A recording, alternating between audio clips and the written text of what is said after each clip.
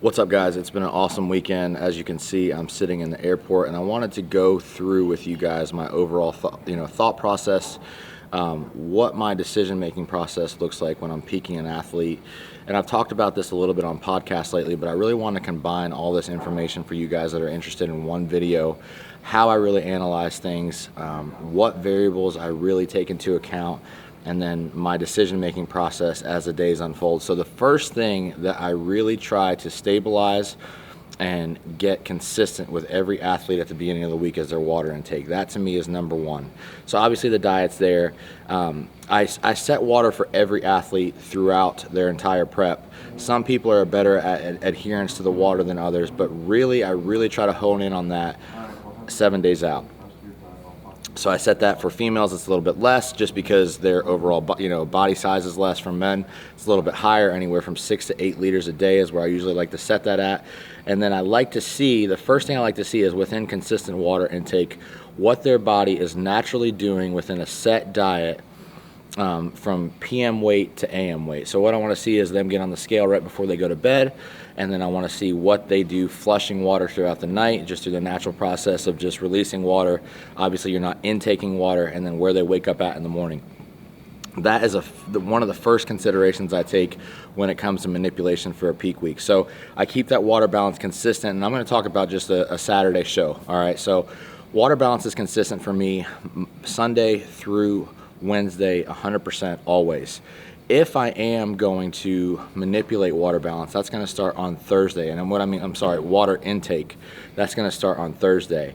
Now again, I can't discuss with you guys every single variable within one video, but what I want to really give you guys here is the gist, and I'm going to use Nick as my example of what Nick and I did with his water. So we had a consistent 7 liters starting Sunday. We ran that Sunday, Monday, Tuesday, and Wednesday. And I knew with that 7 liters, he was basically waking up around, let's say, going to bed around 2:58, waking up around 2:52, 2:53. So he was flushing a good 5 to 6 pounds overnight. Now going into Thursday, before I did anything with diuretics, before I did anything with sodium, I made 2 simple changes. I took his water from 7 liters to 5 liters, and then I brought his carbohydrates up from typically at that point to really kind of deplete him, quote unquote deplete him. He was at 30 to 40 grams a meal, and I brought that up to about 60 grams a meal.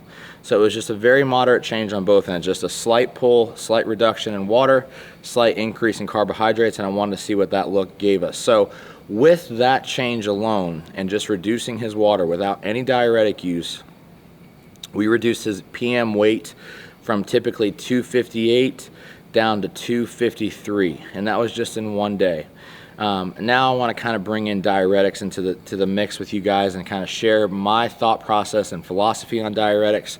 I like to kind of trial and error diuretics in very, very small microdoses while water is still consistent. To me, that's very important, because if you put diuretics in early, you can see and analyze and assess the situation with water still in, and then if that diuretic happens to overpull, you then still have 2 days or a day and a half to rectify that issue and not put any diuretics in.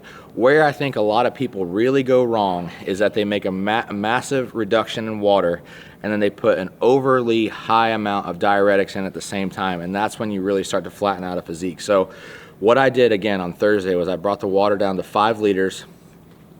For somebody Nick's size, 250 pounds, I gave him a quarter of a diazide on Thursday night, and with that consistent water intake now reduced to 5 liters, I wanted to see what that did in terms of flushing him. And I did feel that it was a strong pull. So one, that really lets me know that the athlete's in shape. If a quarter of a diazide, and when I say diazide, I'm saying 37.5 milligrams of trimethrazine for the full tab, 25 milligrams of HCTZ for the full tab, so we only took a quarter of that amount. That gave us a pretty good pull, and I didn't want to replicate that pull again come Saturday, because the look Friday morning in terms of his back was a little overly flat for me. But it was good, because now I still have all day Friday to give him water, to give him food, and obviously to not use that same amount of diuretic again. So that's what we did. Water on Saturday, I did reduce the water further. I then brought the carbohydrates up to about 80 to 90 grams per meal. for 3 meals. And then also something that I like to do within this process is reintroduce fats into the diet at a higher amount.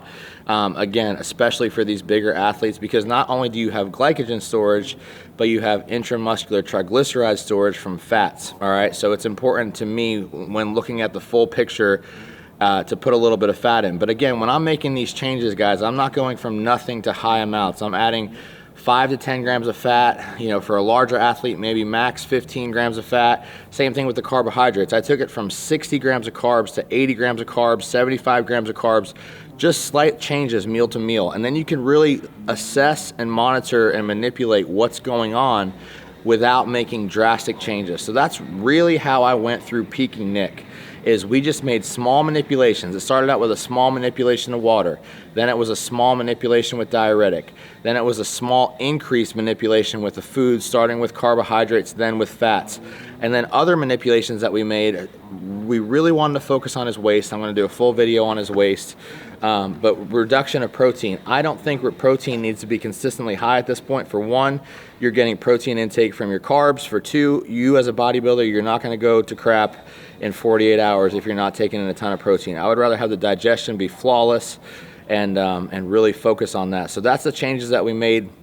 Diuretic use on Friday, we used 1/8 of a diazide once, and then we used 1/8 of a diazide once on Saturday.